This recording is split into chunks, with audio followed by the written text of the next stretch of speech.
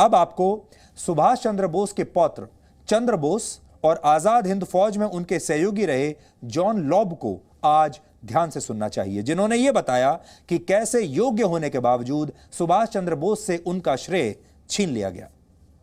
अखंड भारत की जो पहले सरकार, आजाद हिंद सरकार, जिस सरकार की पहला प्रधानमंत्री थे नेताजी सुभाष चंद्र बोस, जो 11 राष्ट्र उनको मान्यता दिया था, भारत में आज़ादी के बाद ये इतिहास दबाया गया है, छिपाया गया है। 30 दिसंबर 1943 को नेताजी सुभाष चंद्र बोस इसी के स्थल पर पहला तिरंगा झंडा चढ़ा के हिंदुस्तान की इस टेरिटरी को आज़ाद घोषित किए थे। वो इतिहास का वे इस चीज़ को हम झुटला नहीं सकते हैं। आज हम यहां एक और सवाल पूछना चाहते हैं कि जब 21 अक्टूबर 1943 को आजादी से पहले ही, सोचिए 1943 में आजादी से 4 साल पहले सिंगापुर में नेताजी सुभाष चंद्र बोस ने भारतीय सरकार की स्थापना कर ली थी, तो उस समय भारत में इसे नकार क्यों दिया गया? उस समय 11 देशों ने नेताजी की इस शपथ को अपनी सहमति दी थी, यानी इस सरकार को मान्यता दे दी थी। भारत की सरकार को मान्यता दे दी थी 1943 में ही, और जो 11 देश थे उनमें Japan, Thailand, China, Burma, Italy, Germany और फिलीपींस प्रमुख थे। 30 दिसंबर 1943 को सुभाष चंद्र बोस ने अंडमान निकोबार में भारत का तिरंगा झंडा लहराते हुए यह कह दिया था कि आज से यह द्वीप ब्रिटिश राज से आजाद है। लेकिन बोस की इन उपलब्धियों को भारत में चर्चा का विषय बनने ही नहीं दिया गया। यहां एक समझने वाली बात यह भी है कि इन घटनाओं के बाद देश के लोगों ने नेताजी सुभाष चंद्र बोस को दिल से अपना प्रधानमंत्री मान लिया था। इसलिए आज आप याद रखिएगा कि एक शपथ हुई थी 1947 में, जो शपथ ली थी जवाहरलाल नेहरू ने आजादी के बाद, और उन्हें हमारा देश का पहला प्रधानमंत्री मानता है।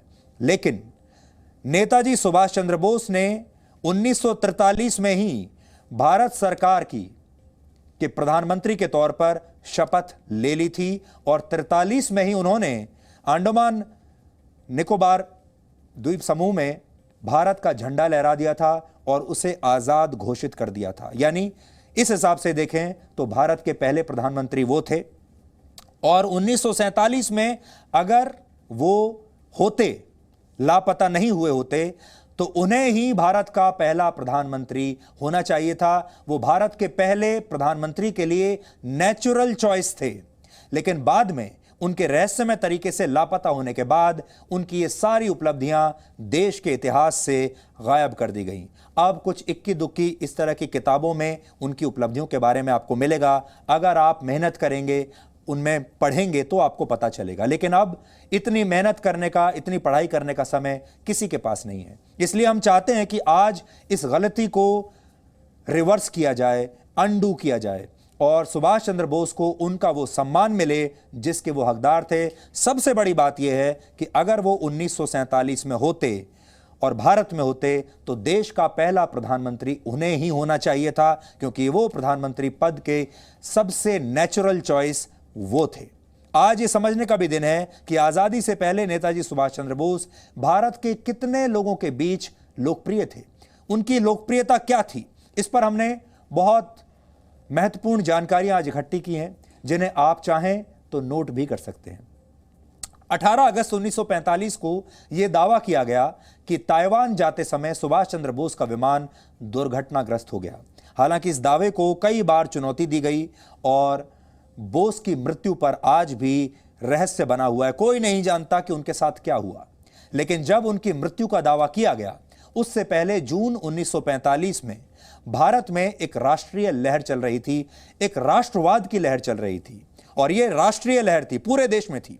उस समय आजाद हिंद फौज के खिलाफ देश के कई हिस्सों में मुकदमे दर्ज किए जा रहे थे।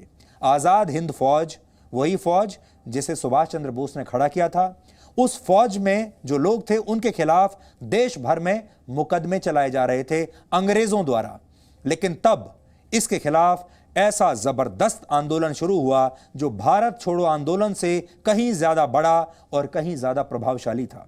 उस समय आजाद हिंद फौज की मदद के लिए नगर पालिकाओं, प्रवासी भारतीयों, गुरुद्वारा समितियों, कैम्ब्रिज मजलिस, बंबई और कलकत्ता के फिल्मी सितारों और यहां तक कि तांगे वालों ने भी पैसा भेजा था। और संयुक्त पंजाब के बहुत सारे शहरों में उस साल दिवाली का त्योहार भी नहीं मनाया गया था। मैं आपको एक और किताब में से कुछ पढ़कर बताता हूं। इस पुस्तक का नाम है भारत का स्वतंत्रता संघर्ष और इसे लिखा है बिपिन चंद्र ने। मृदुला मुखर्जी, आदित्य मुखर्जी, के.एन. पानिकर और सुचेता महाजन ये इसके लेखक हैं और ये दिल्ली विश्वविद्यालय में भी पढ़ाई जाती है। इसमें देखिए क्या लिखा है। जिला बोर्ड, नगर पालिकाओं, प्रवासी भारतीयों, गुरुद्वारा समितियों, बंबई, कलकत्ता के फिल्मी सितारों, यहां तक कि तांगे वालों ने भी पैसा भेजा। कलकत्ता के गुरुद्वारे आजाद हिंद फौज के फौजियों के पक्ष के केंद्र बन गए। पंजाब के बहुत से शहरों में उस साल दिवाली नहीं मनाई गई। गुप्तचर ब्यूरो के निदेशक ने यह स्वीकार किया कि शायद ही कोई और मुद्दा हो जिसमें भारतीय जनता ने इतनी दिलचस्पी दिखाई हो, और यह कहना गलत नहीं होगा कि जिसे इतनी व्यापक सहानुभूति मिली हो। और वो मुद्दा क्या था? आजाद हिंद फौज के लोगों पर अंग्रेजों द्वारा चलाए जा रहे मुकदमे। उससे पूरा देश नाराज था, गुस्से में था और उसके खिलाफ आंदोलन शुरू हुआ। आपने भारत छोड़ो आंदोलन के बारे में तो बहुत पढ़ा होगा, आपको पढ़ाया गया होगा, लेकिन इस आंदोलन के बारे में आपको किसी ने नहीं बताया होगा, क्योंकि यह आंदोलन उससे भी बड़ा था। और यह आंदोलन था सुभाष चंद्र बोस के पक्ष में, और यह उनकी लोकप्रियता बताता है। इसमें लिखा है आगे कि इसका भौगोलिक दायरा भी कम विस्तृत नहीं था। उस समय दिल्ली, पंजाब, बंगाल, संयुक्त प्रांत, बंबई और मद्रास में तो आंदोलन उग्र था ही। कुर्ग, बलूचिस्तान, अजमेर, असम, ग्वालियर और दूर दूर के गांवों में भी संवेदना और समर्थन का वातावरण था। यह नक्शा है उस समय का, जहां इस पूरे नक्शे में हर जगह, हर गांव, हर शहर में सुभाष चंद्र बोस को जबरदस्त समर्थन मिल रहा था।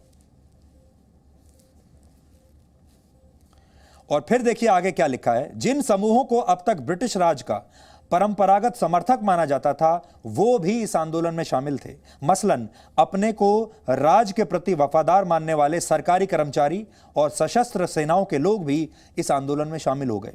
आंदोलन के इस पहलू से अधिकारी विशेष तौर से चिंतित थे। अधिकारी मतलब अंग्रेज जो अधिकारी थे। उत्तर पश्चिम सीमा प्रांत के राज्यपाल कनिंघम ने वाइसराय को चेतावनी दी कि ब्रिटिश विरोधी शिविर में शामिल होने वाले अच्छे भले लोगों की संख्या रोज बरोज बढ़ती जा रही है। गुप्तचर ब्यूरो के निदेशक ने भी सरकार को चेतावनी दी कि आजाद हिंद फौज के प्रति संवेदना सिर्फ उन्हीं लोगों तक सीमित नहीं है जो आमतौर पर सरकार के खिलाफ हैं। उनका मानना था कि आजाद हिंद फौज के लोग आमतौर पर उन्हीं परिवारों से आए हैं जो पीढ़ियों से सरकार, अंग्रेज सरकार के प्रति वफादार रहे हैं। यानी जो लोग अंग्रेजों के प्रति सदियों से, पीढ़ियों से वफादार थे, उन्होंने भी सुभाष चंद्र बोस के लिए अंग्रेजों से बगावत कर दी थी। इसलिए हम कहेंगे सबसे बड़ा आंदोलन ये था। लेकिन इस आंदोलन के बारे में आपको हमारे देश के दरबारी इतिहासकारों ने कभी बताया ही नहीं। इससे पता चलता है कि आजादी से पहले सुभाष चंद्र बोस भारत के लोगों के बीच जवाहरलाल नेहरू से कहीं ज्यादा लोकप्रिय थे, और महात्मा गांधी भी ये बात अपने मन में, अपने दिल में अच्छी तरह जानते थे कि नेहरू और सुभाष चंद्र बोस में से बोस नेहरू से कहीं ज्यादा बड़े नेता हैं और कहीं ज्यादा लोकप्रिय हैं। और अगर बोस रहते तो नेहरू कभी प्रधानमंत्री शायद बन नहीं पाते। और शायद इसीलिए जब वो रहस्यमय तरीके से लापता हुए तो भारतीय राजनीति में उनके महत्व को अचानक से बहुत कम करने की कोशिशें शुरू हो गई।